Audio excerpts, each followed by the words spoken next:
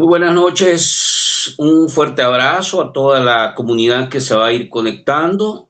Algunos ya están en el canal, otros van entrando, van a irse conectando y van a ser parte de esta buena discusión que vamos a tener esta noche. Hoy quiero que nos enfoquemos o vamos a intentar enfocarnos a hacer el análisis del tema económico. ¿Por qué 9 de cada 10 salvadoreños entrevistados por la encuesta de la UCA tienen o caen en la cuenta de que la economía está en una situación muy difícil? Y estamos hablando de la economía del hogar. Aquí no hablamos de la macroeconomía, no hablamos de la economía o de la economía del Estado, no hablamos del gobierno, hablamos de la economía familiar. Interesante plática, vamos a tratar de ver todos los ángulos, vamos a ver por qué las supuestas medidas que ha implementado el gobierno durante todo el 2025 no han logrado todavía impactar. Al contrario, creo que están generando mayores niveles de preocupación, porque yo diría, y esto lo vamos a corroborar con el invitado a partir de este análisis, pero digamos una de las medidas dirigidas al tema económico que principalmente amarraron toda esta agenda fue el acuerdo con el Fondo Monetario Internacional. Y eso ha implicado una serie de ajustes.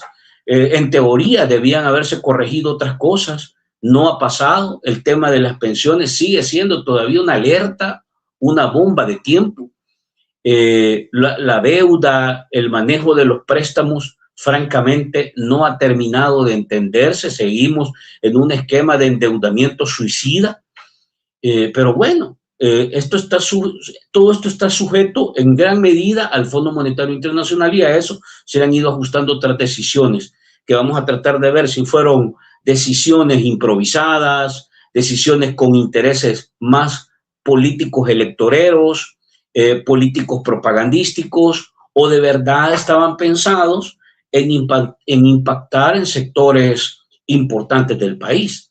Lo concreto es que la encuesta de la UCA nos dice que 9 de cada 10 salvadoreños consideran que el tema económico es invivible, insoportable, crítico, y se ubica como la principal preocupación de la población. Entonces vamos a tratar de ver todos los aspectos. ¿Le funcionaron o no le funcionaron las medidas? ¿Estaban pensadas para funcionar o no funcionar? Aquí se ha venido hablando de subir el salario mínimo, de la quincena 25, de pagar el recibo de la luz. Son esas en realidad medidas que van a resolver problemas estructurales y de fondo, o siguen siendo pincelazos para tratar de maquillar la realidad. Entonces, todo esto vamos a tratar de entenderlo desde la mirada del economista Juan José Ortiz, que ya está con nosotros. Les vamos a dar, por supuesto, la bienvenida y luego los saludo a ustedes. Juan José, buenas noches, gracias por hacer espacio. Ya los últimos días de enero, ¿verdad? Y qué bueno que nos regales de tu valioso tiempo para poder hacer la reflexión de esto con lo que estamos prácticamente arrancando el 2026. Buenas noches. Buenas noches, Franklin. Gusto de saludarte. Gracias por invitarnos nuevamente. Bueno, el saludo para las personas que nos sintonizan a esta hora en el vasito, ¿verdad? Deseándoles una feliz noche, ¿verdad? Y los que cenaron o ya cenaron o están cenando, pues buen provecho también, ¿verdad? Excelente. Voy a saludar rápidamente a la gente que ya entró, Juan José, en unos minutos, y luego le vamos entrando. Con los comentarios que están por acá vamos a irle dando forma. Vamos a ver, ya está Ismael Calderón. Saludos, Ismael Calderón, que vive el Barcito, dice, y que vive el Vizca Barça. Disfrute total esta tarde, dice. Excelente, gusto saludarte. Edgar dice, 3 meses de la última conferencia para los afectados de COSAVI y no hay nada alentador. Es preocupante tanto su silencio.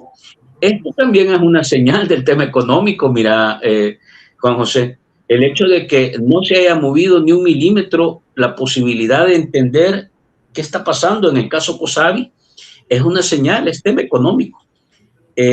Michi, buenas noches, Michi. Bienvenidos. Temas siguen sin resolver. ¿Qué se necesita hacer para respuestas Apoyemos con un like, dice, querer es poder. Julio Flores, a 3 meses del último anuncio de la superintendencia, en el caso del robo de nuestros ahorros de COSAVI, no se vislumbra una solución integral a nuestra problemática. Buenas noches, Fran, y al invitado, saludos. Muchas gracias, muy buenas noches. Dice, escapó un tacuacín peinado y capturaron a un tacuacín arrugado. No, que usted, Wendy, cosa seria. A ver, saludos, dice Manuel Medrano. Buenas noches a todos. Yoli, buenas noches, Fran, Juan José. Ya estamos en Cuba, dice. Ya casi vamos llegando. Miren, 9 de cada 10. Pongámonos eso en memoria. 9 de cada 10 salvadoreños en una situación complicada de su economía. Espero que este economista me diga algo nuevo. Estoy harto de escuchar opinólogos hablar de porcentajes vacíos, dice Jorge Flores. Vaya, ahí está un reto, vamos a tratar.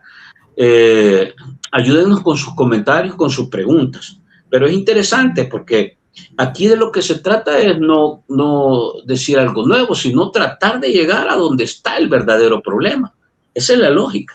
Juan José, bienvenido. Gracias por venir a compartir con nosotros su análisis. Dice Raulito, salúdame, saludo Raulito, buenas noches. Edgar, excelente programa. Acá activos desde Texas. Bien, buenas noches. Yo no sé si ahí también ha caído esa hipernevada, pero estaba viendo unas imágenes tremendas. Vamos a ver.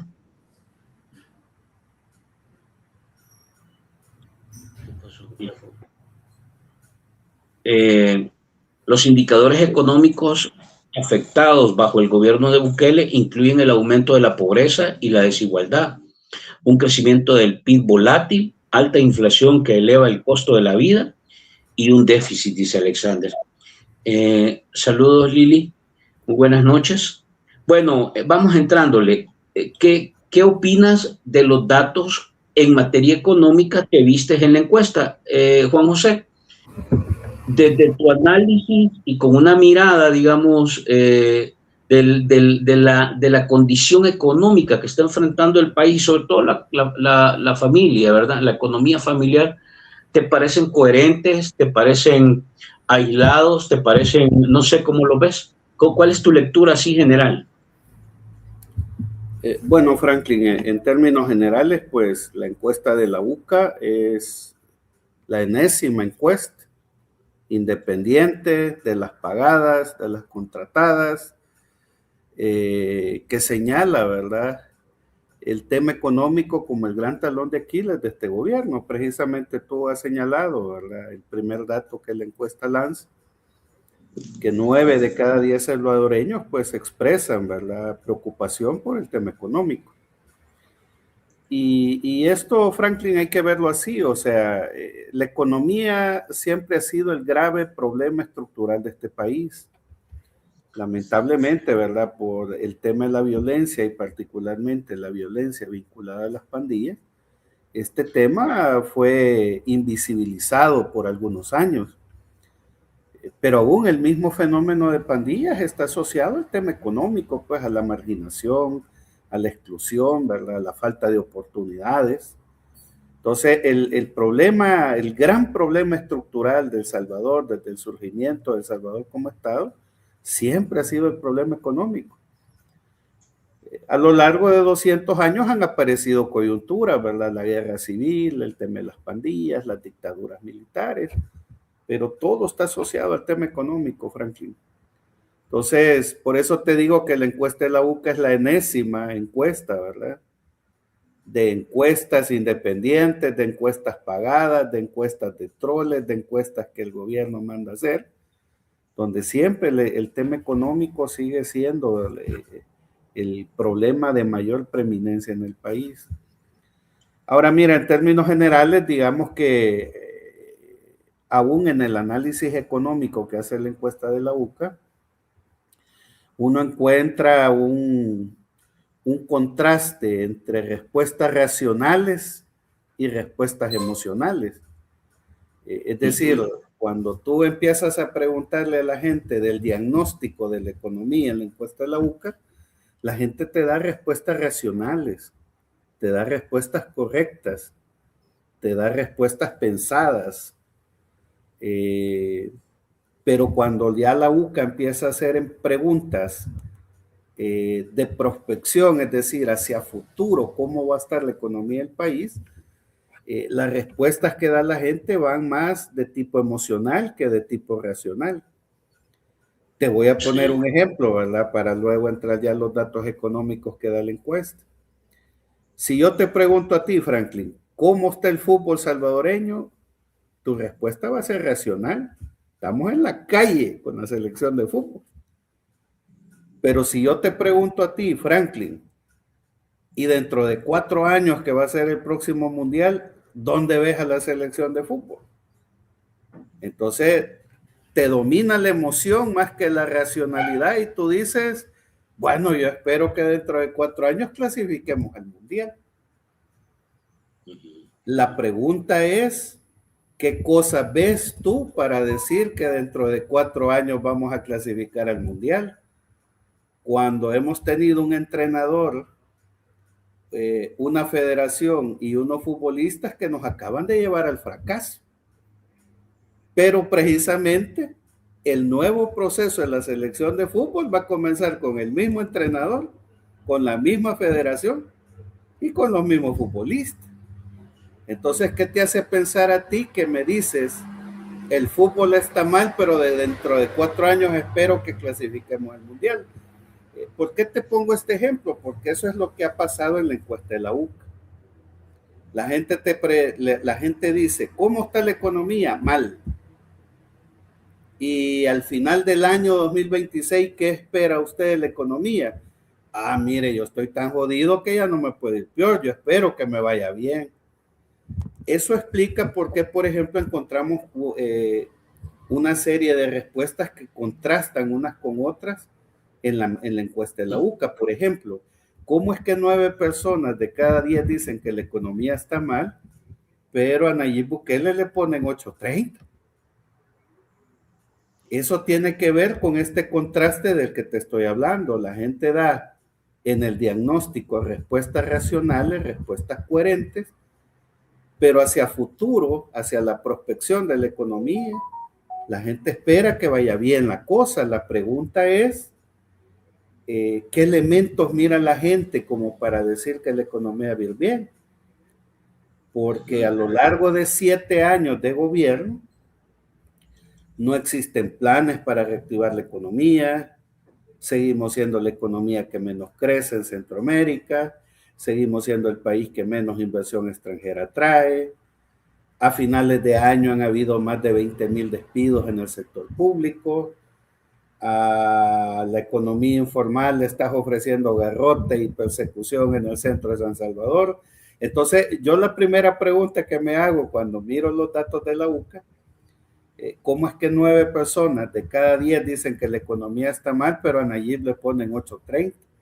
Cuando precisamente él ha sido el culpable de que esa economía esté mal.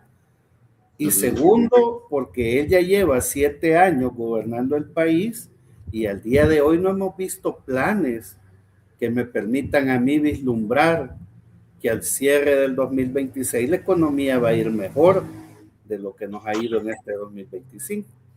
Entonces mi primera reacción ante la encuesta es que hay un contraste entre respuestas racionales y respuestas emocionales. La gente ha reaccionado al día de hoy con respuestas racionales, pero al futuro la gente ve las cosas con optimismo, con fe, con esperanza. El problema es que ni en la fe, ni en la esperanza, ni en el optimismo vemos planes concretos que le permitan a la gente materializar esa fe de que la economía nos va a ir bien.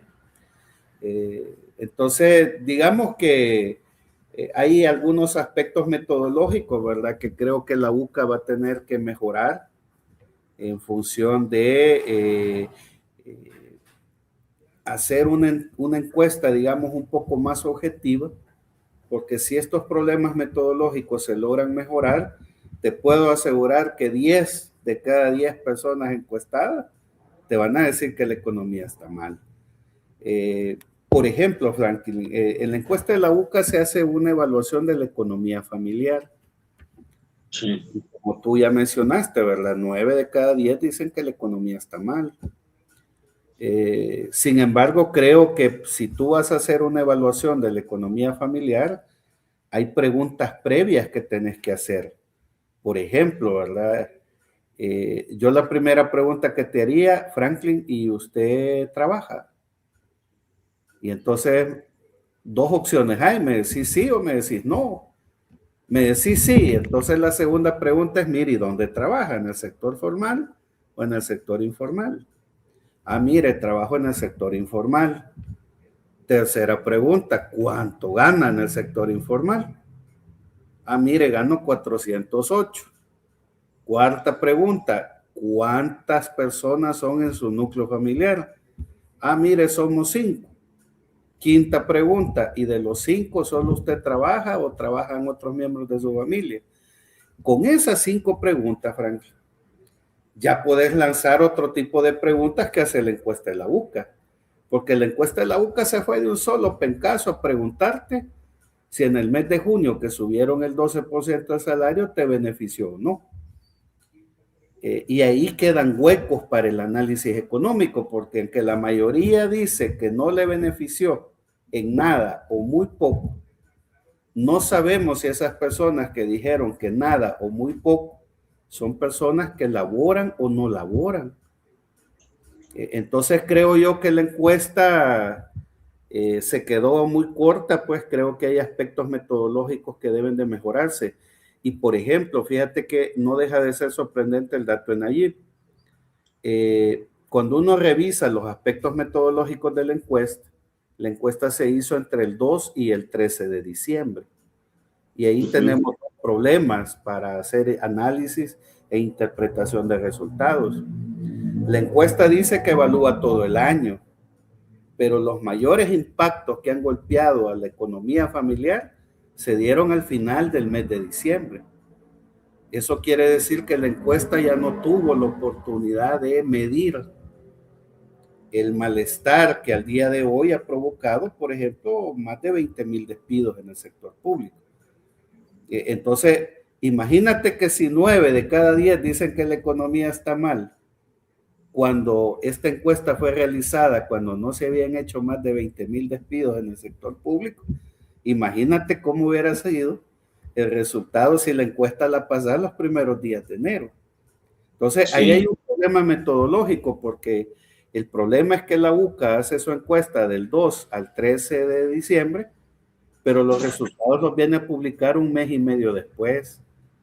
Entonces, también esperar un mes y medio creo que metodológicamente pierde la esencia de la encuesta. Creo que la encuesta debió haberse realizado a principios de enero, tomar todas las variables del año en su conjunto, y te puedo asegurar que el resultado fuera más canalla de lo que ha salido en materia económica.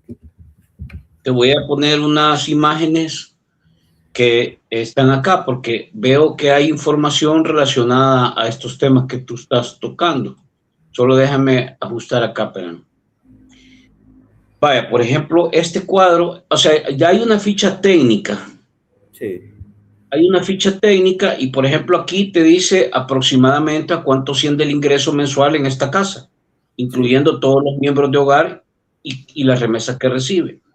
Y aquí te salen los porcentajes, ¿verdad? Menos de $46, 2.2%, hasta llegar al mayor, que es más de 5,000, 0.3%. Y hay un porcentaje que dice no sabe cuál es el ingreso y no quiso responder. Pero aquí aparece el dato de 2,000 a 5,000, 2.4, de 1,300 a 2,000, 4.8, de 800 a 1,300, etcétera. Vaya, y ahí está ese cuadro. Luego te dice del gasto en esta casa, ¿verdad? Me gustaría que me dijera. Estos son como la ficha técnica, digamos, que son preguntas de rigor que hacen los encuestadores para armar esa base de información que tú has planteado. Uy, perdón, me fui aquí a otro lado. Vaya, aquí estoy. Entonces, dice, ahora hablemos del gasto de la casa, ¿verdad? ¿Cuánto gasta? Menos de $46. Y aquí aparece hasta más de 5,000, el 0.1%. Chica, más de 5,000 en una casa, mira. Híjole, yo gasto eso creo que en 6 meses. Vaya, ¿sabe cuál es el gasto de su casa? ¿A dónde está el mayor porcentaje? Entre 400 y 800, ¿verdad? 22.8%. Y luego está entre 91 y 180, 17.6, ¿verdad? Luego vamos a ver qué otros datos aparecen acá. En esa lógica que tú estás planteando, podría indicarme, dice, cómo hacen para completar el gasto mensual solo para quienes indicaron que el ingreso de su hogar no alcanza. Y aquí te aparece el mayor porcentaje sería que está acá, mira, hacen ventas o tienen un negocio aparte, piden prestado, 15%, reciben ayuda de amigos o familiares, 20.9%, y tiene un trabajo extra o hace horas extras. Dejan de comprar alimentos, mira, 9.7%. Vaya, y aquí aparece otro cuadro, dice, el ingreso en su hogar alcanza para cubrir los gastos del mes. El 32.5%, todo esto son economía familiar, ¿verdad, Juan José? Lo que te estoy dando ahorita, sí, lo que aparece acá. Quizás Franklin no me dio a entender, no dije que la UCA no lo hizo. Ajá. Lo que sí creo, porque yo estuve presente ayer en el auditorium del ICAS, donde se hizo la presentación de la encuesta, es que muchos de estos datos eran fundamentales para el análisis, porque, por ejemplo, cuando los periodistas le preguntan a la UCA, mire, ¿y cómo es eso de que la gente 9 de cada 10 dicen que la economía está mal, pero aprueban al presidente? Le dan 8.3. Claro. Entonces, las respuestas que dieron los funcionarios de la UCA no están en función de los resultados obtenidos de estos datos. Sí. Ahí lo que estás poniendo tú en esas tablas es precisamente lo que debió haber dicho la UCA. Mire, es que 9 de cada 10 responden que la economía está mal porque la pobreza es un tema estructural en este país. Ajá. Pero vaya, empezaron a justificar que probablemente la gente le ha dado una buena nota al presidente porque en enero aprobaron que no pagaras los recibos del agua y la luz, que en junio te dieron el 12% del salario mínimo, que en octubre anunciaron el adelanto del aguinaldo. Entonces perdieron la esencia de esos datos que tú me estás mostrando.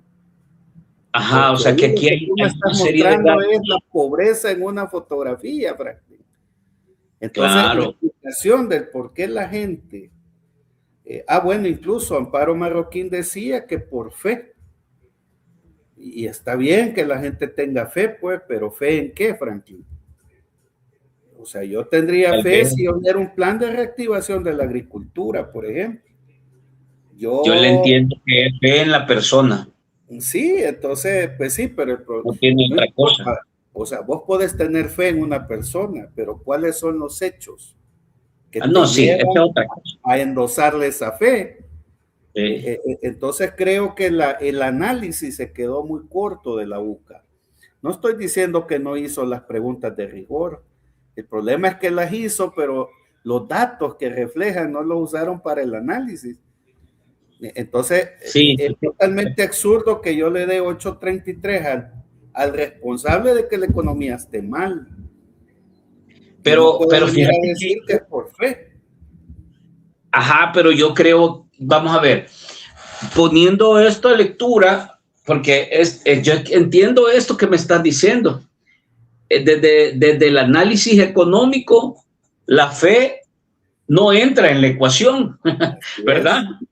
La fe no entra en esa ecuación, pero desde el análisis de la madre que tiene que darle de comer a sus 4 o 5 hijos y el único negocio que puede tener para hacer ingresos es un carretón que ocupa para ir a vender al centro histórico y ahora ella dice, no sé cómo voy a hacer, pero comida van a tener mis hijos. Y ahí entra el tema de la fe.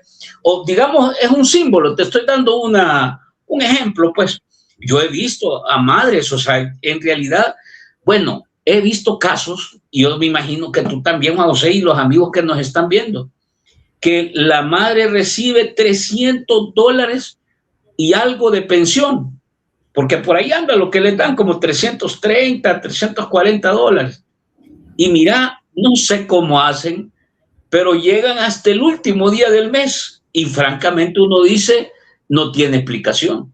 Pero ahí va la rebusca, venden un voladito, meten allá, hacen otra cosa. Entonces la gente, yo creo que la fe se puede interpretar así, ¿verdad?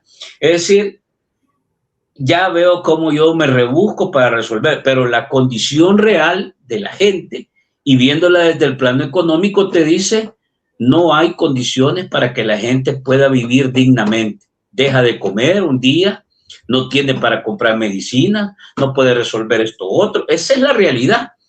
Ahora, la gente cuando vos le preguntas, estamos mal, 9 de cada 10 y va a resolver. No sé cómo hago, pero voy a resolver. Esa es un poco la lógica, porque el salvadoreño así es. No sé si estarías de acuerdo conmigo, pero yo lo veo sobre todo en las mujeres. Por eso te hablaba yo, ¿verdad? Mi opinión sobre la encuesta y los resultados es que hay un contraste entre respuestas racionales, es decir, respuestas pensadas, sentidas desde el estómago, si querés, pues. Sí. Pero cuando ya le preguntas a la gente cómo espera que le vaya en el transcurso del año, las respuestas son más emocionales. Sí. Pues sí, ese es como que yo te diga, mire, es que pues sí, nadie quiere que al gobierno le vaya mal en economía, pues si al gobierno le va bien, a todos nos va bien. Ese es un supuesto, eso no es tan cierto. La economía ha crecido 5.1 según el gobierno, pero 9 de cada 10 dicen que la economía está jodida. Ahora, ¿por qué? Porque tú comenzaste con esta pregunta, ¿por qué 9 de cada 10 dicen que la economía está jodida? Simple, Franklin, es un tema de pobreza, es un tema de pobreza estructural, que va, digamos, adornado de otras variables, por ejemplo, ¿verdad? Esta encuesta nuevamente lo que hace es desplomar la maquinaria publicitaria del gobierno, de que vamos por la reactivación económica, de que el milagro económico al fin ha llegado. Bueno, si son tan chabacanes, ¿verdad? Que ahora ya no reconocen que tenían planes de seguridad, hoy le atribuyen a Dios el milagro de la seguridad. Entonces, en economía, como tú dijiste, la fe no es una variable a considerar. Ya solo falta que salgan diciendo que también la reactivación económica es un milagro de Dios. Entonces, el problema es que, mira, la encuesta de la UCA, como te digo, pone en descubierto por enésima medición que el problema estructural de este país es el económico. La exclusión, la pobreza, la falta de oportunidades, el desempleo, el alto costo de la vida, la inflación, es decir, todas las variables económicas que vienen en el suelo. Pero te quiero preguntar esto, porque aquí hemos hablado, yo no vi la conferencia de la UCA, pero vamos a ver si este concepto, este término de la fe se usó, pero no será, yo lo pongo en duda, ¿no será que también esto es la sobredosis de propaganda, de desinformación y manipulación que hay? ¿Tú crees que no influye eso en esta opinión de la gente sobre Bukele? Porque cuando también vemos, aquí estamos en general, ¿verdad? Vamos ahí ya al detalle, porque también cuando vemos, la gente sí le pasa factura a los diputados, le pasa factura a los alcaldes, le pasa factura a los partidos y hasta a los empresarios. Entonces, ¿no será una carga ahí fuerte de la propaganda, de toda la manipulación que se mueve desde el oficialismo, más que fe? ¿No será eso? Te pregunto tu valoración. Definitivamente, Franklin, y qué bueno que has tocado una de las preguntas de la encuesta. Fíjate el contraste entre lo racional y lo emocional. La gente reprueba a los diputados, pero a Nayib le pone 833. ¿Y quién es el culpable de que el trabajo legislativo sea un total desastre? Pues no ha sido Nayib Bukele. Es que está bien que vos reprobes el trabajo de la Asamblea si de verdad hubiera trabajo legislativo, pero ahí lo único que ha habido es obedecer órdenes de Casa Presidencial. Ahí es donde nuevamente volvemos a encontrar el contraste racional entre lo emocional. No es posible que puedas separar, digamos, el trabajo que hace el Ejecutivo desde Casa Presidencial con el trabajo legislativo, porque los diputados no han hecho trabajo, Franklin. Si esos no han hecho nada más que llegar a apretar el botón. Esos señores, lo único que han hecho es obedecer lineamientos que han venido de Casa Presidencial. Y entonces mira qué interesante, la gente lo reprueba. Pero ahora, la emoción nuevamente vuelve a sopesar que los diputados, los alcaldes, pues sí, y ¿de dónde son los diputados y los alcaldes? Pues no son del mismo partido. Los mismos diputados, hay un diputado Jayán ahí que dijo, no hombre, aquí el que se ande dando paja, que ganó el curul porque es bonito, porque ha hecho trabajo de paja, todos llegamos por Nayib. Sí. Entonces mira qué interesante, o sea, por eso te digo los contrastes. Y yo creo que tiene que ver con problemas metodológicos. Falta en la encuesta mayor objetividad para preguntarle a la gente, de tal forma que no se den esos contrastes, de que vos querés matar a los diputados por inútiles, por su mal trabajo, pero se te olvida que el trabajo que han hecho los diputados de aprobar lo que han aprobado hasta el día de hoy, se los han enviado desde Casa Presidencial. Sí. Sí, porque básicamente la Asamblea es una tramitadora de CAPRES, hay que decirlo así. Bueno, la semana pasada conocimos un cuadro de las horas de trabajo de las comisiones y hay unas que no tienen ni una hora de trabajo, no han empezado, imagínate. Entonces, por eso hablamos aquí que es injusto que un diputado tenga salarios de $4,000, $5,000, $6,000 y además reciba $14,500 para contratar un montón de asesores y todo lo que sabemos que contrata y no se reúnen las comisiones en todo un mes. O sea, ¿qué te quiere decir eso? Que no trabajan lo que tú dices. O sea, esos son datos fríos. Ahí no estamos inventando nada porque un periodista de la prensa gráfica publicó esa tabla donde aparece comisión, cuántas horas ha trabajado y ahí te dice que no han trabajado. Entonces eso es cinismo.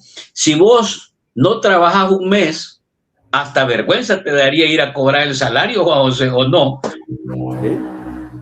Sí, y por eso te decía, ¿verdad?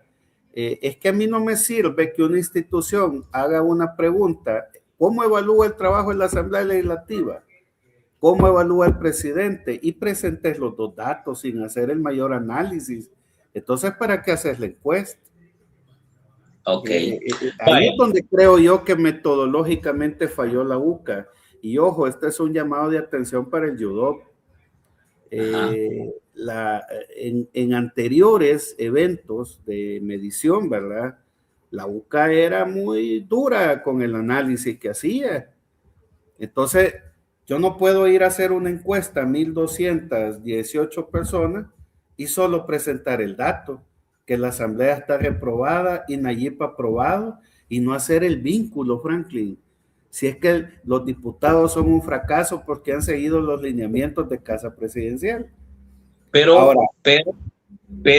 puede ser que ahí es donde yo insisto, el factor propaganda, porque la percepción genera eso. Vaya, ¿sí? Por ejemplo, ¿qué ha hecho Bukele hasta hoy? Nayib Bukele. Pasa algo y le echa la culpa a otro. Bueno, hasta todavía creo que lo usan. Ahora ya me imagino que medio vergüenza les da, pero siguen diciendo que los responsables son Arena y el Frente, que los responsables son los conflictos en el exterior, que los responsables, o sea, como que las decisiones que ellos toman no tienen nada que ver. Eso ha sido una constante en el manejo narrativo del gobierno. Entonces, por eso te digo que la gente probablemente la percepción y la realidad todavía se separan. Pero quiero ir a esto, mira. Aquí vamos a ver, te quiero preguntar, porque en la encuesta, y quiero irme a lo de la marcha. Yo vi que estuviste el domingo en la marcha, Juan José. Yo sí creo que coinciden los temas, pero te los quiero poner. Desde mi perspectiva hay 5 temas que son los que más resaltan, tanto en la encuesta como en la marcha, y ahí sí veo que hay coincidencia. Primero, el alto costo de la vida. Segundo, el desempleo y la informalidad. Eso fue evidente en la marcha también. El endeudamiento al que se está cayendo, tanto en el país como en las familias. El desmontaje del sistema público, ¿verdad? Y eso implica los despidos y todo yo creo que hay una cierta desconfianza de lo que puede pasar en materia económica en adelante. Entonces, esto que te quiero plantear ahorita, de mayor a menor, estos marcan en realidad los principales problemas que tiene que atenderse para poderle dar respuesta a la familia y cambiar estos números de que 9 de cada 10 salvadoreños dicen que este gobierno ha fracasado en materia económica. Bueno, fíjate, Franklin, que lo que tú has señalado son los problemas inmediatos, pero paradójicamente son los problemas estructurales del país. Vaya, por ejemplo, en la marcha, aunque vimos a Patricio ahí, ¿verdad? Sabemos que él es la persona más emblemática sobre el tema de las pensiones, ¿verdad? Las pensiones no es como un tema de emergencia para la gran mayoría de la población. ¿Por qué, verdad? Porque 8 de cada 10 personas no laboran formalmente. Es decir, solo 2 personas cotizan al sistema de pensiones. Y ojo, ¿verdad? El sistema de pensiones es un problema estructural que de no abordarse puede traer consecuencias desastrosas para la economía del país. De hecho, ya las tenemos. Sin embargo, el ciudadano común y corriente, digámoslo así, ¿verdad? El ciudadano de a pie, el más inmediato, no ve el tema de las pensiones como un problema inmediato de su día a día. Igual, por ejemplo, el tema ambiental, ¿verdad? Uno podría pensar que la gente es indiferente a que se está construyendo un estadio y la posibilidad de construir un centro de ferias y convenciones, dañando el principal pulmón de la ciudad. Sí. Bueno, lo acabamos de ver la semana antepasada, pues, con Ciudad Marsella, ¿verdad? Sí. No, la gente lo que ve es la comida, el día a día, los tomates, los chiles, la cebolla, los huevos, la leche, el pan. Y entonces, tú tienes toda la razón, el aparato mediático ha impactado, pero yo creo que hoy, por primera vez la encuesta, y ahí donde nuevamente me queda el mal sabor de boca del análisis de la encuesta de la UCA, es que yo creo que por primera vez en 7 años, la encuesta lo que refleja es que se está desmoronando el aparato publicitario del gobierno. Ah, interesante eso. Ahora, eso no lo dijeron los funcionarios de la UCA. Y eso es importante que lo sepamos. Vaya, ese es como esos analistas pro gobierno, ¿verdad? Que andan felicitando a la ministra de Vivienda, que qué mujer más valiente, que llegó oportunamente, que hay que aplaudirle, que hay que felicitarle. ¿Por qué, verdad? Porque quieren ocultar a como dé lugar la respuesta del año 2026, Franklin.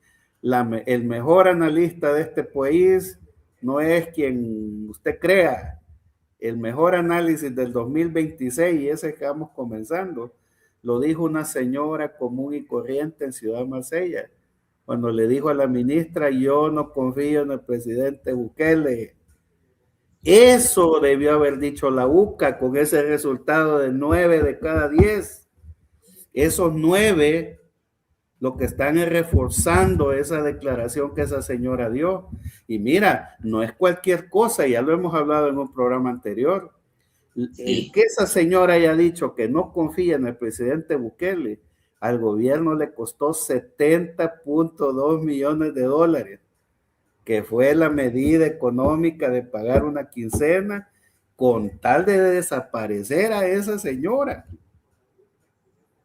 Pero mira los analistas, y lamentablemente hasta analistas de oposición, pues, diciendo no, que la ministra, que qué valiente se fue a meter a la boca el león, que qué oportuna. No, Si el desastre no fue Marsella, Franklin.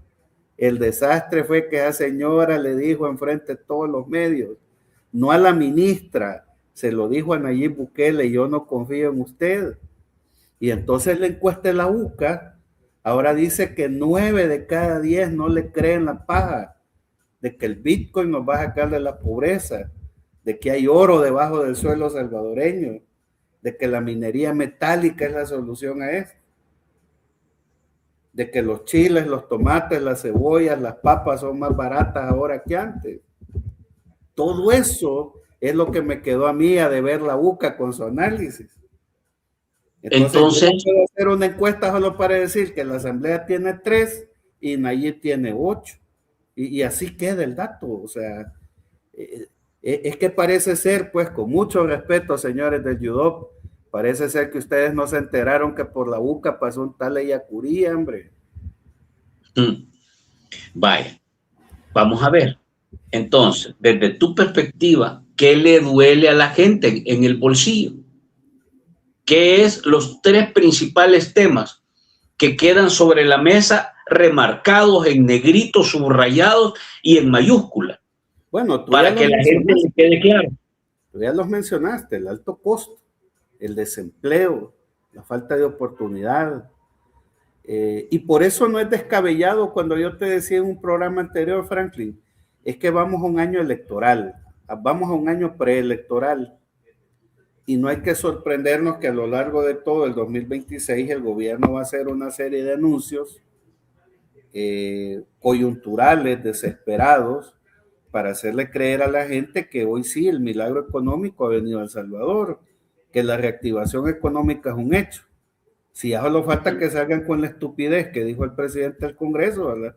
Que esto también es obra y milagro de Dios, ¿verdad? Entonces, por eso yo he insistido en 3 preguntas, Franklin. La UCA las hace. ¿Usted tiene trabajo? Ahí están los datos fríos que tú presentaste desde la encuesta. Yo le hubiera preguntado a la gente, mire, va, y con este 830 que usted le dan ahí en Bukele, usted va a salir de la pobreza, su condición de pobreza va a cambiar, usted tiene fe que la economía va a ir bien. Ahora, por fe usted va a tener trabajo, por fe usted va a tener mejores oportunidades, por fe usted va a salir de la condición de pobreza en la que vive. Yo el problema de la fe, y es que está bien que la gente tenga fe, pues, por eso te pongo el ejemplo de la selección de fútbol, ¿va? Si la selección acaba de ir al peor proceso histórico del fútbol salvadoreño, de 6 partidos perdimos 5, de 3 partidos de local nos cachimbearon en los 3. El fútbol salvadoreño es un desastre, pero si vos le preguntas a la gente, mire, el próximo mundial dentro de 4 años, ¿a dónde mira usted la selección salvadoreña? Por supuesto que todos te van a decir que queremos que clarifique. Entonces, en el tema económico, la gente ha sido racional en su respuesta. El problema es que cuando se le pregunta futuro cómo se ve en esa economía desastrosa, la gente apela a la fe. Ahí hay otros elementos culturales, hay otros elementos como los bajos niveles de educación, fanatismo político, fe incluso cristiana y religiosa. El problema es que esos elementos no sirven para hacer medición económica. Vaya, pero entonces, sin tecnicismo, digamos, o con el menor tecnicismo posible, ¿por qué? O si estoy equivocado en lo que te voy a plantear, decímelo, pero yo estoy manejando lo que se dice públicamente. Si tenemos crecimiento económico, ¿por qué hay mayor empobrecimiento social? Porque esa es la realidad. Tú mismo me acabas de decir que los datos oficiales son de que crecimos un 5%. ¿Sí? Pero 9 de cada 10 está más jodido. ¿Sí? Entonces, ¿cómo se explica esta realidad? ¿Estamos creciendo de verdad? ¿Y por qué eso no lo siente la gente? Si es que es cierto que está pasando. Bueno, macroeconómicamente, pues probable que estemos creciendo. El problema no es el crecimiento, es la distribución de la riqueza. Por eso te ponía yo el ejemplo, preguntarle a la gente si con que la economía en el tercer trimestre ha crecido 5.1, eso le va a permitir salir de la pobreza, o si le va a permitir más sustento a su familia, o si va a conseguir un trabajo porque la economía creció 5.1. Entonces, hay un sector del país que está sintiendo ese crecimiento, pero la gran mayoría, que son estos números que acabamos de ver ahí, que aparecen en la encuesta, no ha percibido ni va a percibir eso. Eso es de alguna manera. Yo diría la lógica, si la UCA hubiera hecho el análisis, 9 de cada 10 dicen que la economía está mal. Entonces la pregunta es, ¿quién es el único que dijo que la economía está bien? Yo te puedo asegurar que claro, no fue él el encuestado, pues, pero es para el análisis político. La persona que dijo que la economía está bien es el que tiene 120 locales de supermercado. Es la persona que tiene 40 aviones parqueados ahí en el aeropuerto Monseñor Romero. Es el dueño de 3, 4 centros comerciales. O sea, eso es lo que yo hubiera esperado que la UCA me dijera, para que la gente entienda. Porque no basta solo decir, 9 salvadoreños dicen que la economía está mal, pero uno dijo que está bien. ¿Quién es ese uno? Y ahí te acabo de poner algunos ejemplos. ¿Quiénes se sienten bien con este gobierno? ¿Quiénes se sienten bien con este modelo? ¿Quiénes están contentos porque la economía ha crecido 5.1? Pero ¿quiénes son esos 9? La Nia Lilian, los vendedores informales que los andan correteando y ofreciéndoles garrote ahí en el centro de San Salvador.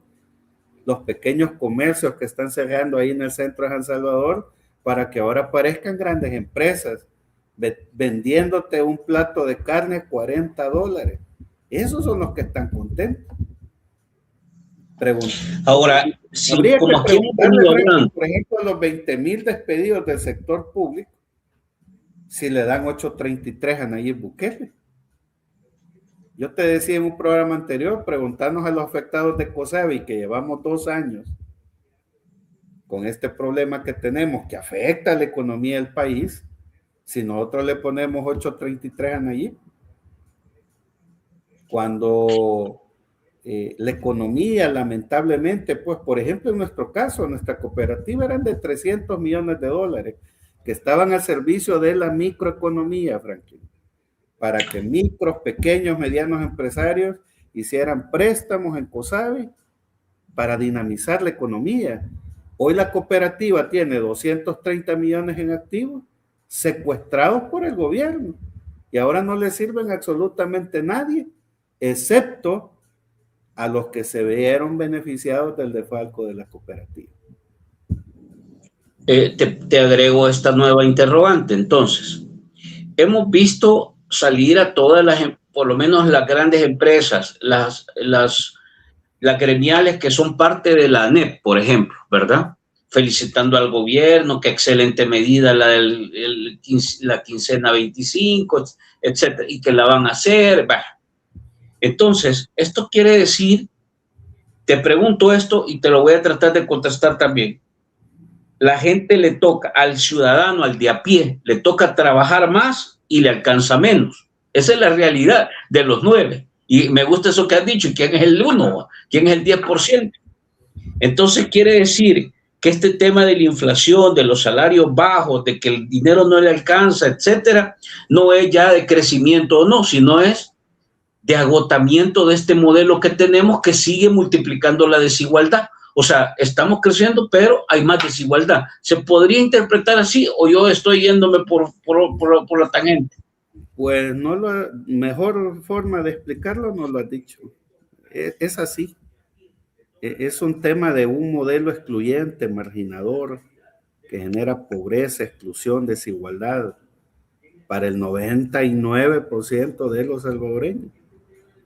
Entonces, yo por eso rescato, ¿verdad? Creo que la encuesta de la UCA, si bien es la enésima encuesta que señala que la economía es el talón de Aquiles de este gobierno, hay elementos ocultos ahí con esa respuesta de que 9 de cada 10 salvadoreños dicen que la economía es el problema. Yo quiero creer que 9 de cada 10 salvadoreños ya no creen en ese aparato publicitario del que tú has hablado. Yo quiero creer que después de 7 años de estar teniendo fe y de dar un compás de espera a este gobierno, pues sí. Es que mira, es sencillo, Franklin, es que de la seguridad tan cacareada, ¿verdad? Porque incluso hasta la encuesta del tema de seguridad es un poco sesgada, porque la gente es emocional. Cuando en la encuesta de la UCA le preguntan cómo ve el tema de la seguridad, en las emociones la gente se va a asociar la seguridad única y exclusivamente al combate de las pandillas. Y por eso es que el tema de seguridad sigue saliendo bien. Pero seguridad no solo es combate a las pandillas. La seguridad es un tema más integral. Por ejemplo, hablemos de la seguridad jurídica en este país. ¿Por qué seguimos siendo el país que menos inversión extranjera atrae a El Salvador? Sí. Porque no hay seguridad jurídica. Y entonces, ¿de qué te sirve tener 80,000 pandilleros metidos presos ahí si no hay seguridad jurídica? Es decir, no hay reglas claras para que tú como inversionista vengas, traigas tu dinero, lo pongas a trabajar en el país y que el Estado no te cambie las reglas, como ha pasado, por ejemplo, en COSABI. Entonces, es que yo cuando veo, o sea, estoy tratando de aterrizar polo tierra esta reflexión que tú nos haces. Si yo reviso las reformas o leyes que se aprobaron en la Asamblea Legislativa, tal como hemos dicho, por orden del gobierno, de Casa Presidencial, en general, yo creo que el 100% de las reformas y leyes que se aprobaron en la Asamblea estaban enfocadas en beneficiar a los grandes, a los empresarios, digamos, a recursos extranjeros, amigos que pudieran venir, a empresas amigas que pudieran agarrar el tema de las escuelas, de los hospitales. Ahí todo eso es un gran oscurantismo. No podemos saber con claridad dónde se movieron esos miles y millones de dólares, que se movieron en el 25, porque plata se movió, pero eso no impactó en el pequeño, en el micro, en el mediano, porque esos son los 9 que están aguantando hambre. Entonces, te quiero preguntar esto. Si nosotros tenemos, a eso agreguémosle lo que tú decías, la encuesta, por la fecha en que se tiró, ya no alcanzó a medir el impacto en la percepción de los otros factores, los despidos, el tema de las pensiones, lo de los servicios públicos que se han venido desmontando. Entonces, ¿cómo se agrava después de esto, después de esos últimos movimientos que se hicieron, cómo se agrava aún más la economía familiar, esa que ya está jodida? Y aquí quiero agregarte el último tema. ¿Cuáles son los escenarios que ves vos de cara a los próximos, a por lo menos este año que viene y el próximo? Si esta condición es la que tenemos, porque yo veo que es un problema estructural y, como tú has dicho, es de modelo también. Ya no solo tiene que ver si vienen más turistas o pasajeros, o en realidad aquí el problema es otro. Y Bukele no ha tocado, pero ni media coma del modelo. Mira, tiene que ver con las prioridades, evidentemente. Te voy a poner un ejemplo, ¿verdad? Que aunque no es del 2025, pero se ha planificado para tener el impacto hoy en el 2026. Los famosos uniformes y zapatos en el sector de educación. A mí me da, no sé si risa o pena ajena oír a algunos analistas nuevamente diciendo que en vez de estar criticando la entrega de los uniformes, deberíamos de aplaudir al gobierno porque por primera vez va a entregar el paquete a tiempo, que hoy el gobierno ha sido eficiente. Es que mira, esa es una estupidez, hombre.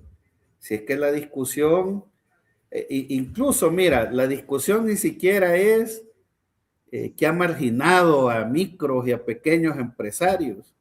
No, son prioridades, Franklin, prioridades del que gobierna este país.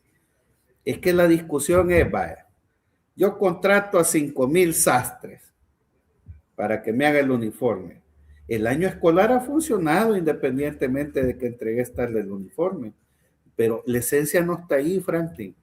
Es que la esencia son los negocios. Si yo contrato 5,000 sastres, pues sí, ¿a quién voy a pedirle el diezmo de contratar a 5,000 sastres? Muy complicado.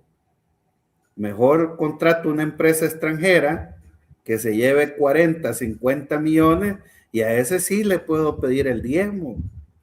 Es que ahí está la esencia de la discusión. No es si el gobierno se atrasaba y ahora por primera vez va a entregar los uniformes. Y como te digo, ni tan siquiera es que ha privilegiado una empresa transnacional y ha abandonado a los micros. Y eso es más que obvio, que a este gobierno no le interesan esos sectores. Al gobierno le interesan los negocios, Franklin. Y entonces es más rentable contratar una empresa transnacional, ¿verdad? Porque en los grandes proyectos está el manoseo de dinero. En cambio, si yo contrato a 5,000 sastres, hasta quitarles el diezmo es complicado, pues, porque hay que mandar a 5,000 palabreros, ¿va? A quitarles el diezmo a los pobres sastres. Entonces, es un tema de prioridades, Franklin. Nayib en el plan Cuscatlán decía, hay que dar un viraje al neoliberalismo. 7 años después, en vez de dar un viraje al modelo, lo ha profundizado, lo ha consolidado, está exonerando del pago de impuestos a grandes empresarios para colocar negocios que te venden un pedazo de gato por $40, con el agravante que hasta la Universidad de El Salvador es cómplice de eso, porque le cedió un terreno ahí al gobierno, ¿verdad? Para instalar ese negocio donde te cobran $40 el plato de carne. Pero a la microeconomía, al sector informal, al que subsiste con $1, $2 al día, los andas correteando, los andas garroteando, les ofrece régimen de excepción. Y entonces, ¿a dónde está la magia? Bueno, pero mira, como el tema son emociones y fe, ya salieron los defensores del gobierno, los plumas de gobierno. Yo vi a un sociólogo ayer o antier diciendo, mira, la UCA es una institución abiertamente opositora a este gobierno y reconoce que el presidente Bukele tiene 830. Lo que no dijo es que 9 salvadoreños de 10 rechazan su política económica, rechazan el Bitcoin, rechazan el hecho de que tiene totalmente abandonada la agricultura, que sigue deteriorando, impactando negativamente el medio ambiente, que pone reos en fase de confianza a trabajar en vez de generar empleo para los salvadoreños que no lo tienen, que está despidiendo 20,000 empleados del sector público. Entonces mira la conveniencia, ¿va? El presidente salió con 830. Ahora, ¿por qué los simpatizantes y los plumas pagadas del gobierno están usando ese dato? Porque sencillamente la UCA no hizo el análisis pertinente. La UCA no hizo el análisis de economía política que se requería para leer los números en frío. Solo dijeron la asamblea reprobada, Nayib aprobado. Y entonces aquellos dicen, ya ven, hasta la UCA, que es opositora, reconoce que al presidente lo ama al país, pero que no quiere a los diputados. O sea, nuevamente es narrativa, ¿verdad? Sí, este sociólogo es tan idiota, ¿verdad? Bueno, no es delito nacer idiota, ¿verdad? Bueno. El problema es, como decía Facundo Cabral, ¿verdad? Aquel el pensante demagogo que cree que el pueblo es pensante, ¿verdad?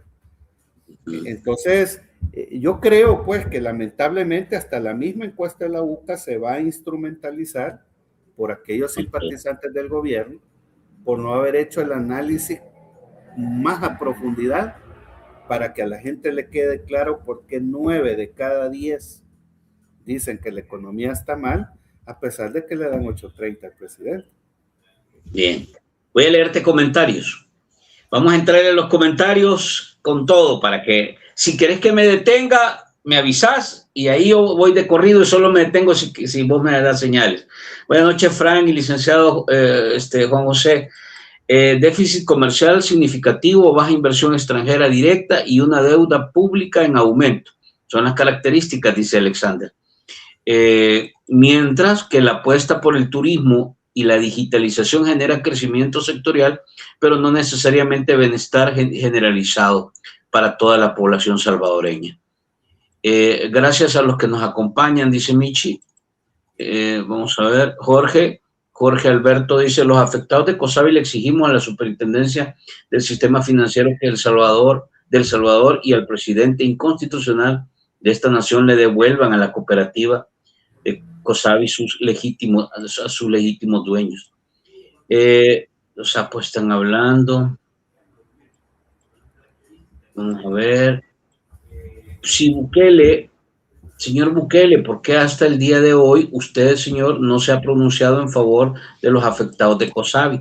Tenés que darme una valoración sobre esto de COSAVI, porque hace poco recuerdo que hicieron una acción reciente sobre el tema COSAVI. Cierto, dice, para mejorar tienen que haber cambios. O sea, más claro, hay que sacar a tanto ladrón del poder.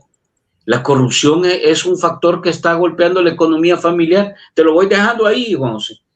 Dice, los afectados de COSAVI deben entender que el gobierno ya les robó y no les va a pagar. Por tanto, la solución es sacar al ladrón del poder. Juan Delgado dice, los resultados de toda encuesta, sabemos, son solo números y parámetros, pero nunca reflejan una realidad no política ni social y menos económica. La UCA ha perdido credibilidad, dice Jorge, o a lo mejor la ha vendido, porque da pena ver las contradicciones de la encuesta en relación a la realidad. Carlos Escobar, al fin alguien que critica a la UCA por la encuesta, algo no cuadra, no se presentó antes de la conferencia, avisaron que no lo iban a hacer en línea, aún no publican nada, dejaron hacer preguntas, dice. Vamos a ver.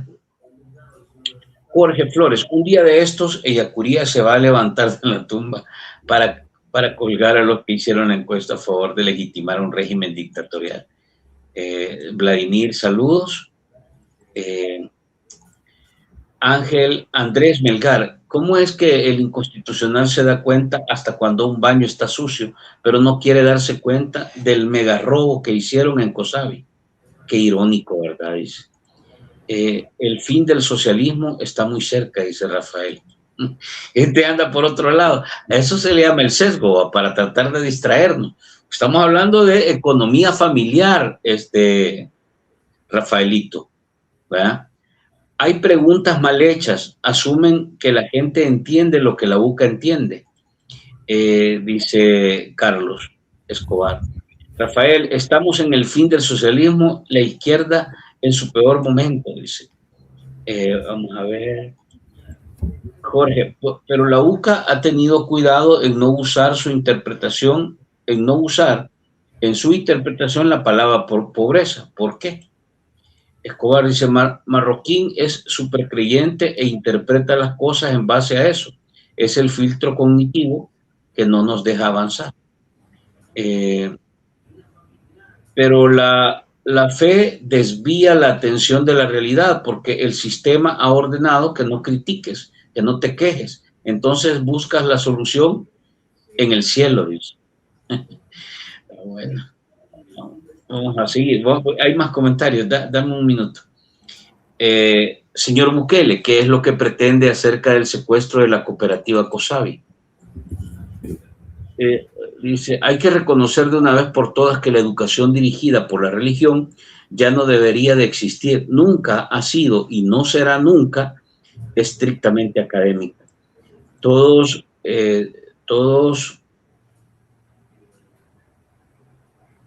los gobiernos tienen fe que van a volver a engañar a la gente. Hasta harán y se hacen fotos con los ojos cerrados, pero eso no compra comida, eso no cura enfermedades.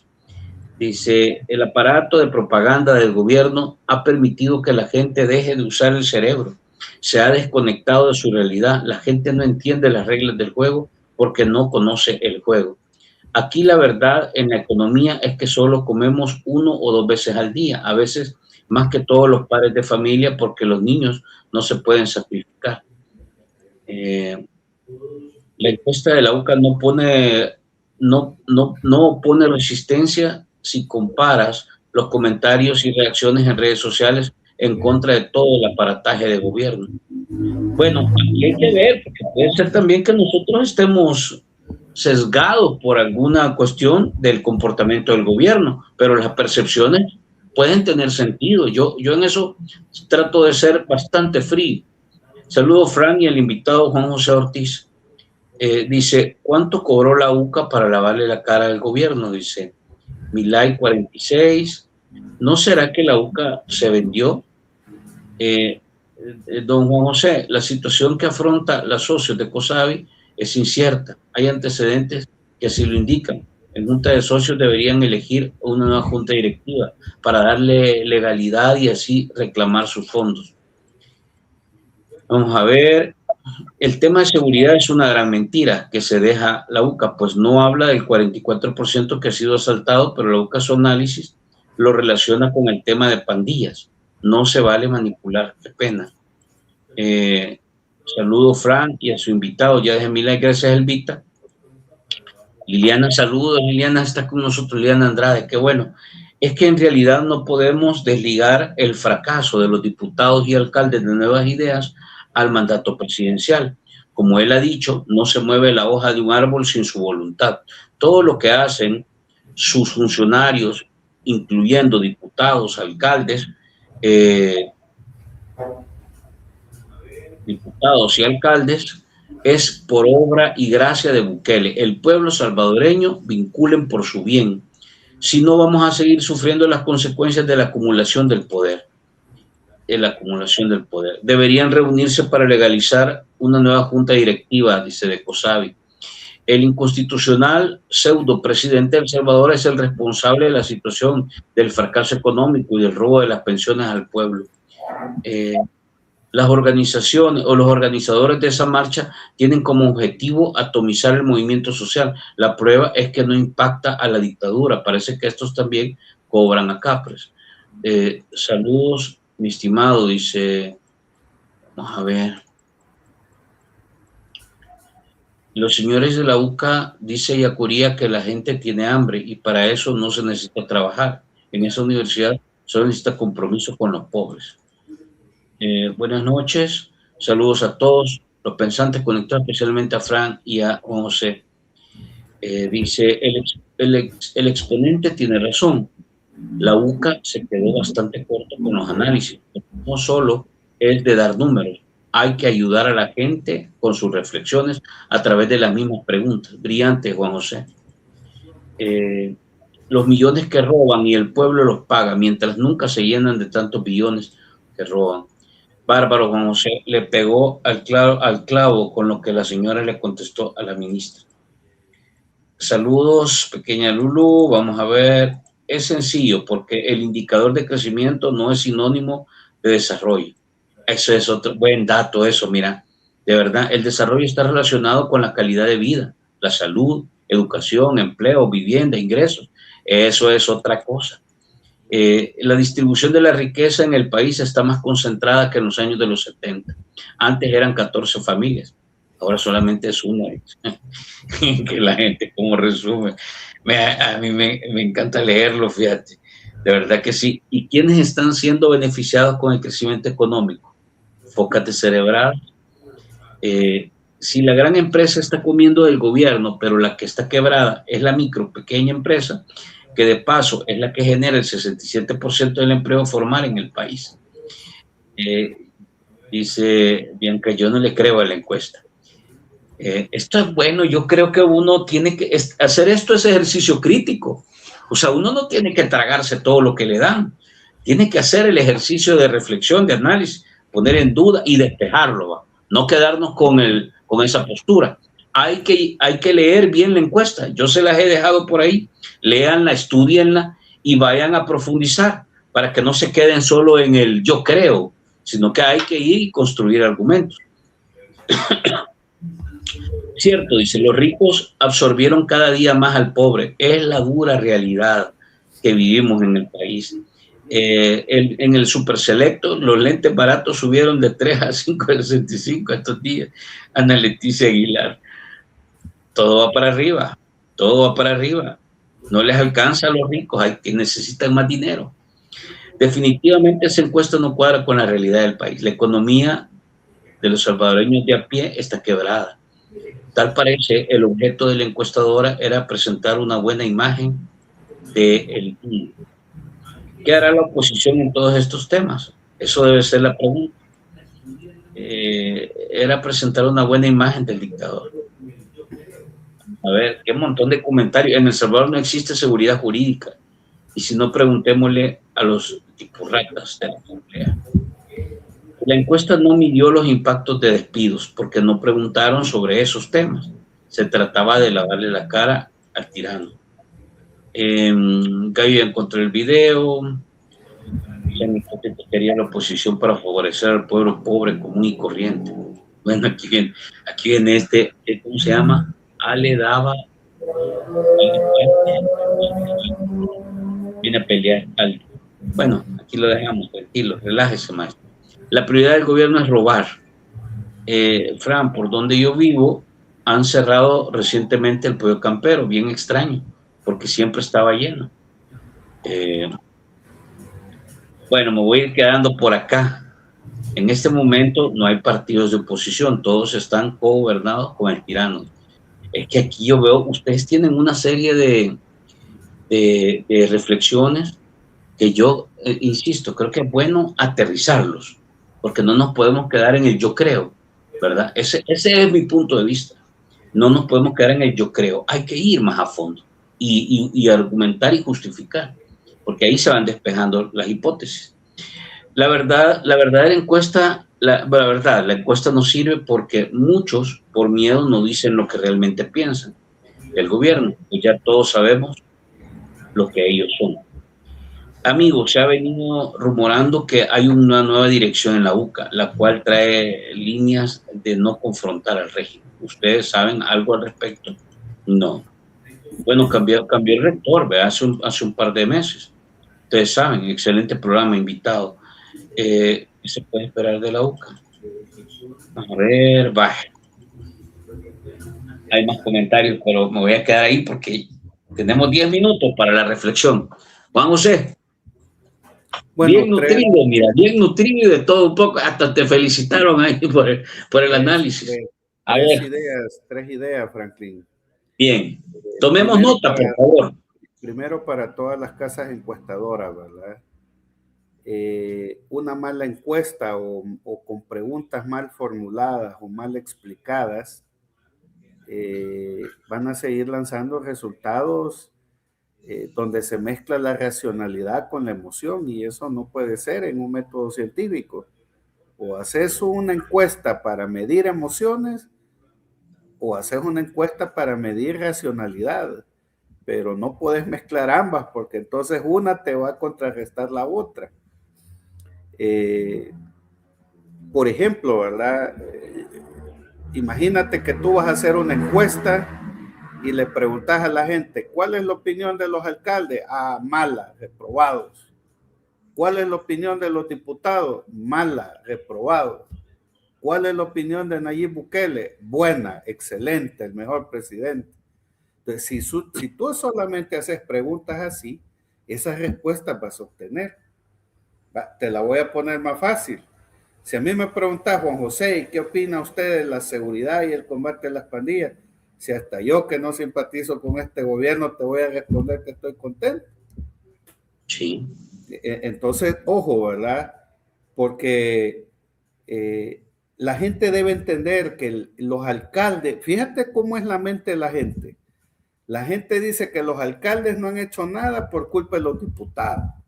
Porque los diputados le quitaron el FODES, porque los diputados le quitaron los mercados. Pues sí, pero ¿quién le dio esa orden a los diputados de quitarle a los alcaldes los mercados? Sí. ahí en esa concatenación, y entonces un problema metodológico, y tiene que ver contigo, que eres el que formula la encuesta. Ahora, dos elementos más, ¿verdad? Porque la encuesta da hasta para elementos electorales y políticos, ¿verdad? Para todos aquellos analistas de oposición que andan diciendo que Nayib ya ganó, que todo está consumado, pero que no quieren a los diputados. O sea, ese es nuevamente no tener idea de lo que decís. ¿Cómo es que llegas a concluir que la gente no quiere a los diputados, pero quiere a Nayib? Cuando precisamente el trabajo de los diputados ha sido aprobar todo lo que Nayib les manda. Entonces, sí. ¿De dónde sacas esa estúpida idea de que los diputados, la gente no los quiere, pero a Nayib sí? Y que Nayib va a ser reelecto y que se va a quedar 20 años y que no hay nada que hacer y que no presentemos candidatos porque ya todo está consumado. Pero que hay que poner toda la batería en la Asamblea Legislativa. ¿Y es que acaso los diputados no han hecho lo que Nayib les ha ordenado? Pues, entonces, si tú eres un analista que andas con ese discurso falaz y pajero, una de dos, o sos foca o te están pagando.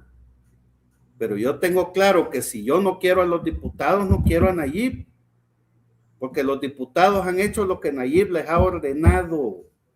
Eso es lo que hay que decirle a la gente y no andar con esas pendejadas diciendo que aquí Nayib ya ganó, que todo está consumado, que no presentemos candidato presidencial y que apostemos a la diputación.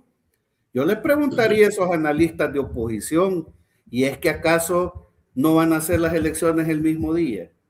Y el Tribunal Supremo Electoral va a ser distinto en la presidencial que en la legislativa. Y las reglas del juego van a ser distintas en la presidencial que en la legislativa. Y la papeleta va a ser distinta. Entonces, ¿de dónde sacan esos analistas no, es que con esta encuesta queda reflejado que Nayib gana con una mano amarrada, pero a los diputados no los quiere el pueblo? No. Sé que a los diputados no los querés porque han hecho lo que Nayib les ha ordenado. A los alcaldes no los querés porque los diputados aprobaron leyes para joder a los alcaldes. ¿Y quién le ordenó a los diputados aprobar esa ley para joder a los alcaldes? Eso es lo que hay que explicarle a la gente. Ahora mira, en el caso Cosabi, muy brevemente, porque también tiene que ver con el tema económico. Una cooperativa de $300 millones, Frank, que estaba al servicio para dinamizar la economía, para que tú, siendo pequeño, microempresario, solicitaras un préstamo, ampliaras tu negocio, ofrecieras empleo para evitar que los jóvenes migren. Pero ahora esa fuente de financiamiento que estaba al servicio de la microeconomía hoy está secuestrada por el gobierno a través de la superintendencia. ¿Y a quién le sirve que esté secuestrada por el gobierno? No le sirve al vendedor ambulante, no le sirve al micro, no le sirve al pequeño, al gran empresario. Nos está afectando a nosotros, los dueños, que si tuviéramos ese dinero en nuestras manos, pudiéramos dinamizar la economía.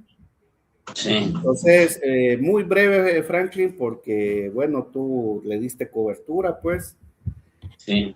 El Departamento de Estado envió una nota al congresista McGovern, al congresista demócrata Jim McGovern, informándole que la Embajada de los Estados Unidos en El Salvador recibió en el mes de noviembre a un grupo de afectados de Cosabi.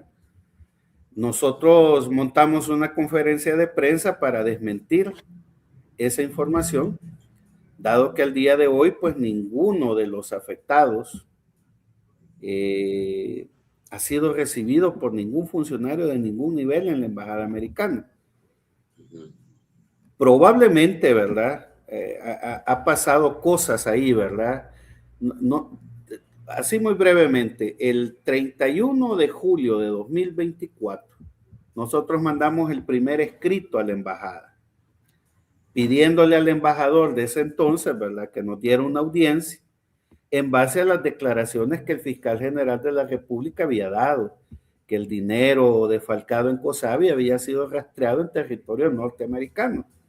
Y en esa misma nota le explicábamos al embajador que también habían ciudadanos norteamericanos afectados por el defalco. 31 de julio de 2024. Pasó un año entero y lamentablemente la embajada no nos dio respuesta. Eso nos llevó, ¿verdad?, a buscar acercamientos con congresistas de los Estados Unidos. Tú recordarás pues que el congresista McGovern vino el año pasado a sumarse a la conmemoración, ¿verdad?, del lamentable asesinato de los sacerdotes jesuitas en noviembre. Eso permitió que pudiéramos tener una conversación con él directamente y el congresista pues se interesó por los ciudadanos norteamericanos y por los ciudadanos salvadoreños honrados, decentes, que tenemos nuestros ahorros en COSAVI. Eso provocó que el 19 de septiembre de 2025 el congresista mandara una carta a la encargada de negocios de la embajada aquí en el país, a la señora Naomi Fellow, pidiéndole dos cosas concretas: que reciba a los afectados de COSAVI porque hay ciudadanos norteamericanos afectados en el defalco. Del 19 de septiembre del año pasado al 29 de noviembre que nosotros fuimos a la embajada, ya habían pasado 2 meses, pues fuimos a la embajada americana a dejar un nuevo escrito diciéndole a la señora Naomi Fellow: mire, le pedimos nuevamente una audiencia y le recordamos la carta que el congresista McGovern envió. Para sorpresa nuestra, ¿verdad?, con fecha 14 de enero de este año, el Departamento de Estado le informa al congresista que un grupo de afectados de COSAVI fue atendido en la embajada. Probablemente, ¿verdad?, porque no lo sabemos, la embajada no se ha pronunciado al respecto sobre nuestro reclamo de que la información es falsa. Suponete, Franklin, que vos sos ciudadano norteamericano y no has querido salir a la luz pública por distintas razones y te fuiste a meter a la embajada. Si fuese cierto de que la embajada recibió a un grupo de afectados de COSAVI, nuestro reclamo sigue siendo legítimo. Porque, ¿por qué te recibe a ti, que eres ciudadano norteamericano, pero por qué no nos recibe a nosotros, que también tenemos a ciudadanos norteamericanos en el grupo que se ha creado para luchar por la devolución de nuestro ahorro? Sería paradójico que la embajada saliera con un domingo 7 diciendo: miren, hemos recibido ciudadanos norteamericanos que no están afiliados al grupo de Juan José Ortiz. Eso puede haber sucedido, pero nuestro reclamo sigue siendo legítimo, porque qué paradójico es que nosotros llevamos 2 años. Bueno, yo creo que pasas una encuesta y todo el mundo te dice Juan José COSAVI.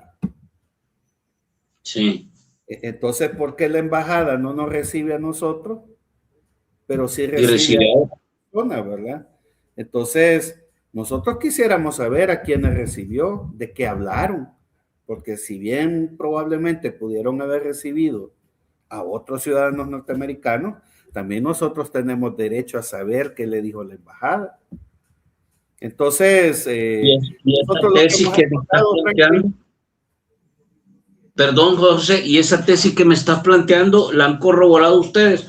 O sea, ¿hay alguien afectado de COSAVI que sí fue recibido por la embajada o nada más es un supuesto? Pues más es un supuesto, ¿verdad? Como te digo, quien debería de dar una explicación de esta nota que envió el Departamento de Estado es la embajada. Yo lo que he dicho es que en el grupo en el que yo estoy organizado, que somos cerca de 290 personas, donde hay ciudadanos norteamericanos afectados, hemos sido los que a lo largo de casi 2 años hemos sido los rostros visibles de esta lucha. O sea, sería incoherente pues que yo fui a dejar la nota, yo dejo mi nombre, mi teléfono, mi correo electrónico y recibo a Franklin, solo porque soy norteamericano. Ajá, entiendo. Entonces nosotros lo que le hemos dicho públicamente al país es que la próxima semana vamos a ir a la Embajada de los Estados Unidos nuevamente a presentar un cuarto escrito diciéndole a la señora Naomi Felu que nos atienda, que nos dé una audiencia y solicitándole, ¿verdad?, una explicación, pues, por qué el Departamento de Estado dice que un grupo de afectados de COSAVI fueron recibidos en noviembre, cuando casualmente nosotros fuimos en noviembre a dejar un escrito y ni siquiera los ciudadanos norteamericanos los dejaron entrar a la embajada. Sí, vimos ese video, lo recuerdo.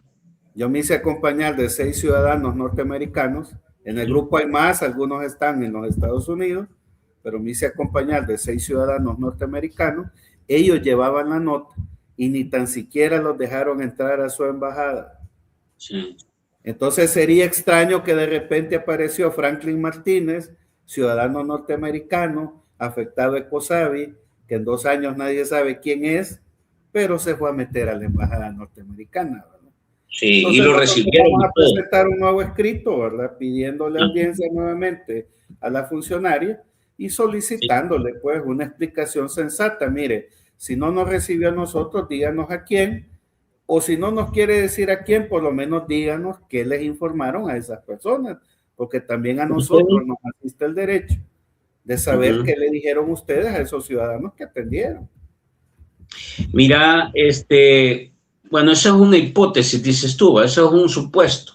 Sí. Pero el otro supuesto es que están informando algo que probablemente no ha sucedido para tratar de fingir que ya recibieron a la gente de COSAVI, ¿verdad? Esa puede ser otra, que no la descartas todavía. Lo mejor es comprobarla, ¿va? Sí, ahora, y aquí sería lamentable, Franklin, sería lamentable, pues aquí vamos a especular mientras la embajada no se pronuncie. Sería lamentable que personal de la embajada estuviera enviando información falsa a las instituciones del gobierno de los Estados Unidos sobre nuestro caso, porque como te digo, yo doy fe, pues, de que mi grupo ha presentado 3 escritos a la embajada. Mi grupo habló con el congresista Magover, el congresista Magover le manda una nota a la encargada de negocio y de repente aparecieron un par de ciudadanos norteamericanos afectados de COSAVI que nadie sabe quiénes son, ¿verdad? Mira, aquí te pregunta Ingrid, Juan José, ¿usted sabe qué otras cooperativas están a las puertas de lo mismo que pasó con COSAVI? Bueno, sí, hay más de una docena. Hay más de una docena, hay más de una docena, te puedo citar nombres porque ya son públicos, ¿verdad? Lamentablemente nuestros hermanos cooperativistas de Coapae están en una situación muy similar a la nuestra, Acomatic, Acotemic, Fundecrédito, Acal, es decir, hay casi una docena de cooperativas del sistema financiero cooperativo, valga la redundancia, que están en una situación crítica. Y aquí viene, como te digo yo, el análisis de economía política. No basta decir que una docena están en la misma situación de COSAVI. Lo que hay que decir, Franklin, es que el cooperativismo ha funcionado durante más de 60 años como una alternativa al dinamismo económico del país. Con sus defectos, con sus debilidades, con algunas cosas medio oscuras por ahí, pero había funcionado durante 60 años. Solo se apareció este gobierno y 60 años de cooperativismo como medida alternativa al crecimiento de la microeconomía se desploma totalmente. Entonces, ya para sospechar que algo está pasando ahí, que no es que unos vividores se fueron a meter como nos quieren hacer creer los funcionarios del gobierno, los simpatizantes del gobierno. El presidente de la Asamblea dice, ¿y por qué me voy a meter yo en una relación de privados? Pues sí, pero Nuevas Ideas bien fue a meter las manos a COSAVI. Agarró platita de esa. Sí, y está documentado, 4 millones, Franklin. Y mira lo interesante, Nuevas Ideas ha recibido casi 27 millones de deuda política de todos los procesos electorales en los que ha participado.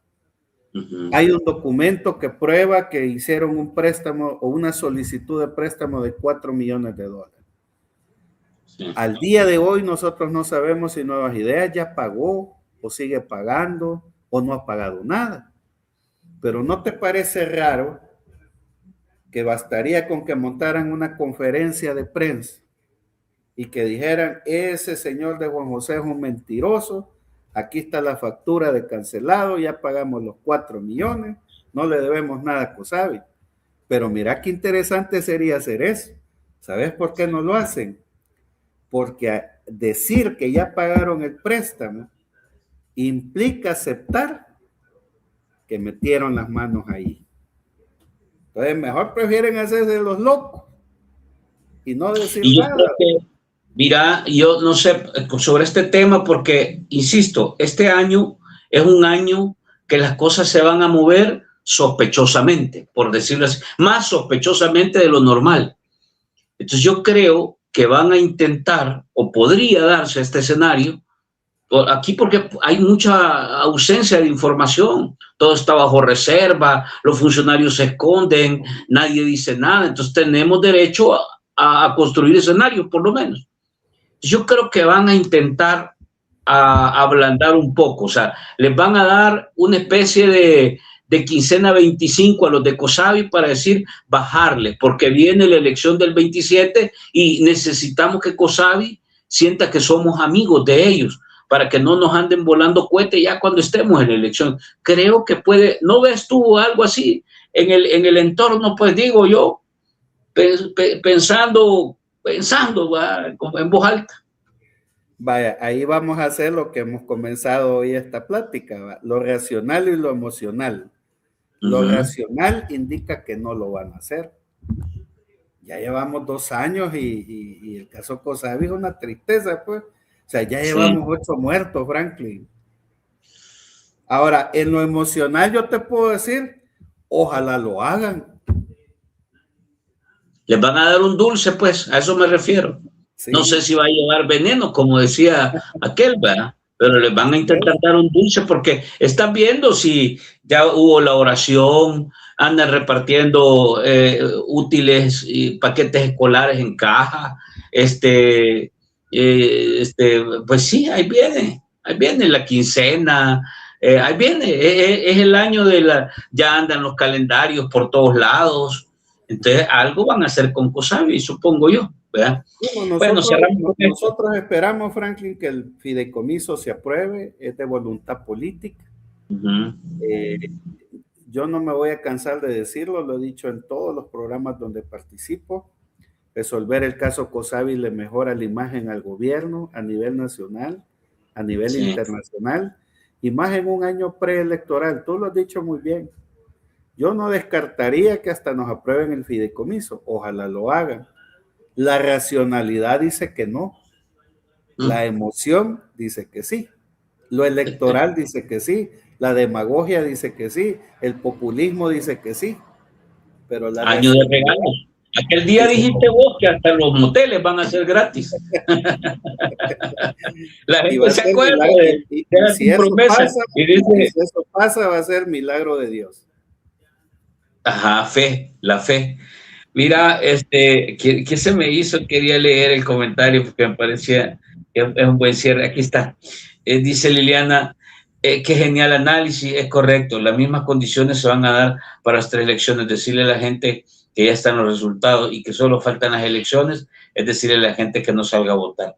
Y debemos de buscar todo lo contrario. Vamos a votar y a votar masivamente para que el fraude les cueste. Bueno, buenas noches, Juan José. Buena plática. Mira, alborotas a la gente porque yo creo que a la gente también le gusta estas miradas críticas, ¿verdad? En momentos como estos. Ya no hablamos de la marcha porque me imagino que tenés tus posturas críticas, pero lo vamos a dejar para la próxima, para que la gente nos vuelva a encontrar cuando hagas espacio y puedas compartir con nosotros otro análisis. Buenas noches, Juan José. Bueno, buenas noches, Franklin, y muy breve, no fui a la marcha solo a conmemorar los acuerdos de paz. Creo que era un excelente momento para denunciar que muchos problemas estructurales del país no están resueltos. La salud quizás es el tema más en boga en este momento, pero la agricultura está abandonada, el desmantelamiento de todo el aparato de salud, el sistema educativo que dijeron que va a ser de Finlandia, vamos a ver, ¿verdad? Viene nuevamente lo racional y lo emocional. Yo quisiera que el modelo educativo fuera como el de Finlandia, pues, pero cuando ves que hasta los zapatos y los uniformes le están quedando grandes a los hipotes, pues ahí baja la racionalidad. Entonces fui a la marcha, no solo a conmemorar los acuerdos de paz, fui a elevar mi voz porque el tema de la agricultura está abandonada, la marginación, la pobreza, la exclusión social, el tema medioambiental, el tema de salud, el tema de educación, el desempleo, el alto costo de la vida. Es decir, había una serie de situaciones para usar esa marcha y expresar el malestar que hay porque todos estos temas no están resueltos. Yo no fui a conmemorar los acuerdos de paz. Los acuerdos de paz se firmaron el 16 de enero, no el 25.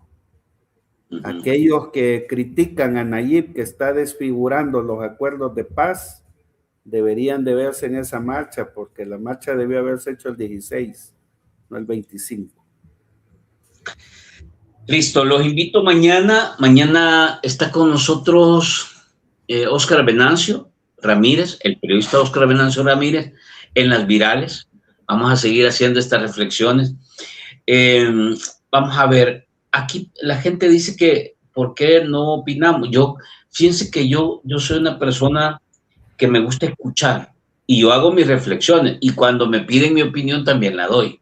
Pero en este programa a mí me gusta escuchar las opiniones porque yo respeto a la gente que me acepta estar con nosotros, compartir sus puntos de vista. Probablemente algunos puntos de vista no son, no van en sintonía de lo que nosotros, como dice Juan José, sentimos o lo que nosotros analizamos. Pero es importante aprendernos a escuchar. Yo de verdad les digo, duden de todo, pero profundicen. No se queden solo con el yo creo. Vayan y comprueben. Ese es el ejercicio que hay que estimular en este país. Juan José, y en la noche, mañana en la noche, cadena nacional, como siempre. Un abrazo, Juan José, gracias por estar con nosotros. Buenas noches a todos. Gracias, Franklin. Un saludo a quienes nos sintonizaron, a los que comparten mis ideas y a los que no las comparten, ¿verdad? Un saludo y en especial a los afectados de Cosavi. Así debe ser. Bien, buen cierre, me llegó. Ya pareces político, fíjate. Ya hasta estás trascendiendo. Abrazo, buenas noches.